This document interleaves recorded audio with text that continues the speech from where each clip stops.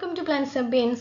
So next topic എന്ന് പറയുന്നത് ഫംഗസിന്റെ ക്ലാസിഫിക്കേഷനിൽ വരുന്ന രണ്ടാമത്തെ ക്ലാസിഫിക്കേഷൻ ആയിട്ടുള്ള എയിംസ്വർത്തിന്റെ ക്ലാസിഫിക്കേഷൻ ആണ്. സോ നമ്മൾ മൈക്കോളജിയാണ് എടുത്തുകൊണ്ടിരിക്കുന്നത്. അപ്പോൾ അതിന് മുന്നേ ആദ്യമായിട്ടാണ് എൻ്റെ ചാനൽ കാണുന്നെങ്കിൽ ചാനൽ ഒന്ന് സബ്സ്ക്രൈബ് ചെയ്യുക, ഇഷ്ടപ്പെട്ടെങ്കിൽ ലൈക്ക് ചെയ്യുക, നിങ്ങളുടെ HSST MSc BSc ഫ്രണ്ട്സിനും കൂടി ഒന്ന് ഷെയർ ചെയ്ത് കൊടുത്തേക്കുക. നമുക്ക് ക്ലാസ്സിലോട്ട് പോകാം. എയിംസ്വർത്തിന്റെ ക്ലാസിഫിക്കേഷൻ അദ്ദേഹം ഡെവലപ്പ് ചെയ്തത് GC എയിംസ്വർത്ത് എന്നാണ് ഫുൾ ആയിട്ടുള്ള നെയിം. അദ്ദേഹം ഇത് ഡെവലപ്പ് ചെയ്തത് 1966 ഫസ്റ്റ് ഇത് കൊണ്ടുവന്നത്. അതിനുശേഷം പിന്നെയും അദ്ദേഹം കുറേ റിസർച്ചുകൾ കണ്ടുപിടിച്ച് പുതിയ പുതിയ മാറ്റങ്ങൾ കണ്ടുപിടിച്ച് അതിൽ കുറേ മോഡിഫിക്കേഷൻ വരുത്തിയിട്ടുണ്ട്.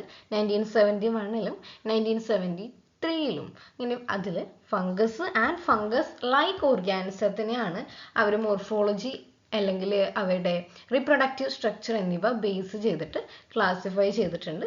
അപ്പോൾ ഇതിൽ കൊടുത്തിട്ടുണ്ട് fungus and fungus like organism ആണ്, അവയുടെ മോർഫോളജിയും എസ്പെഷ്യലി അതിൽ വരുന്ന റീപ്രൊഡക്റ്റീവ് സ്ട്രക്ചറുമാണ് അദ്ദേഹം നോക്കിയിട്ടുള്ളത്. ഓക്കെ, നെക്സ്റ്റ് വരുന്നത് the purpose of the classification. ക്ലാസിഫിക്കേഷൻ്റെ പർപ്പസ് എന്താണ്? The primary goal of this inverse classification was to establish a more natural system of fungi. അലക്സോ പൗലോസിനേക്കാളും അതിന് കുറേ ഡിമെറിറ്റ്സ് ഉണ്ടായിരുന്നു. അതിനേക്കാളും കുറച്ചും കൂടി നാച്ചുറൽ ആയിട്ടുള്ള ഒരു സിസ്റ്റം ഓഫ് ഗ്രൂപ്പിംഗ്, കൂടുതൽ ക്യാരക്ടേഴ്സ് ഒക്കെ ഇൻക്ലൂഡ് ചെയ്തിട്ടുള്ള ഒരു ക്ലാസിഫിക്കേഷൻ ആയിരുന്നു അദ്ദേഹത്തിൻ്റെ എയിം എന്ന് പറയുന്നത്. ഏർലിയർ ആയിട്ടുള്ള ആർട്ടിഫിഷ്യൽ സിസ്റ്റത്തിന് കുറേ ഡ്രോബാക്സ് ഉണ്ട്.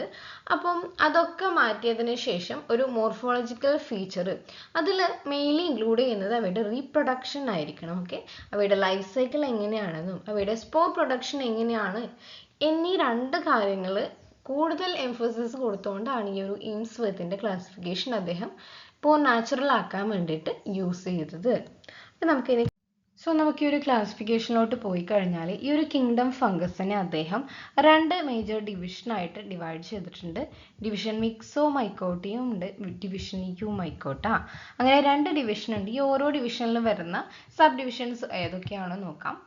മിക്സോമൈക്കോട്ടയിൽ വരുന്ന ആദ്യത്തെ സബ് ഡിവിഷൻ അക്രാസിയോമൈസീഡ്സ്, ഹൈഡ്രോമിക്സോമൈസീഡ്സ്, മിക്സോമൈസീഡ്സ്, ദെൻ പ്ലാസ്മോഡിയോഫോറോമൈസീഡ്സ് ആണ്. യുമൈക്കോട്ടയിൽ വരുന്ന ആൾക്കാരാണ് കുറച്ചും കൂടി ഇമ്പോർട്ടൻ്റ് ആയിട്ട് നമുക്ക് പഠിക്കാനുള്ളത്. മാസ്റ്റിഗോമൈക്കോട്ടിന, സൈഗോമൈക്കോട്ടിന, ആസ്കോമൈക്കോട്ടിന, ബെസിഡിയോമൈക്കോട്ടിന, ദെൻ നെക്സ്റ്റ് ഡ്യൂട്രോമൈക്കോട്ടിന. ഓക്കെ, അപ്പോൾ ഇത്രയൊക്കെയാണ് ഒരു കിങ്ഡം ഫംഗസിൽ ഓവറോൾ ആയിട്ട് വരുന്നത്. ഇനി നമുക്ക് ഈ ഒരു യൂമൈക്കോട്ടിനയിൽ വരുന്ന ഓരോന്നിലും വരുന്ന സബ് ക്ലാസസ് ഏതൊക്കെയാണെന്ന് നോക്കാം. ഫസ്റ്റ് വൺ മാസ്റ്റിഗോമൈക്കോട്ടിനെയാണ്. ഓക്കെ, ഇതിൻ്റെ ജനറൽ ആയിട്ട് ക്യാരക്ടേഴ്സ് ഒന്നും നമ്മൾ ഇതിൽ ഇൻക്ലൂഡ് ചെയ്തിട്ടില്ല. അതിൻ്റെ ഡീറ്റെയിൽഡ് ആയിട്ട് ഓരോ ക്ലാസസിൻ്റെയും അതിൽ വരുന്ന ഓരോ സബ് ഫാമിലിയിൽ വരുന്ന ആൾക്കാരുടെ ഒക്കെ ക്യാരക്ടേഴ്സ് ഡീറ്റെയിൽഡ് ആയിട്ട് തന്നെ ഈ HSST സിലബസിൽ പഠിക്കാണ്ടത് വേഗം തന്നെ അടുത്ത ക്ലാസ്സുകളിലായിട്ട് ഡീറ്റെയിൽഡ് ആയിട്ട് പഠിക്കുന്നതായിരിക്കും. സോ മാസ്റ്റിഗോമൈക്കോട്ടയിൽ വരുന്ന ആൾക്കാർ കൈട്രീഡിയോമൈസീഡ്സ് ഉണ്ട്.